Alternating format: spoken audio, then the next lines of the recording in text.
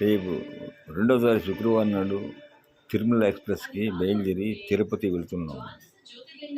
సోమవారం నాడు తెల్లవారు 4 గంటలకు దిగుతాము.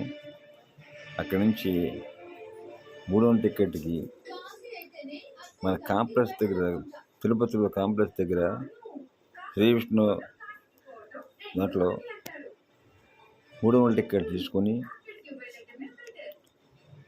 అక్కడి నుంచి కొండపైకి వెళ్ళి రూమ్ బుక్ చేసుకొని రూమ్లో సామాన్లు పెట్టుకొని అప్పుడు మొక్కుబడి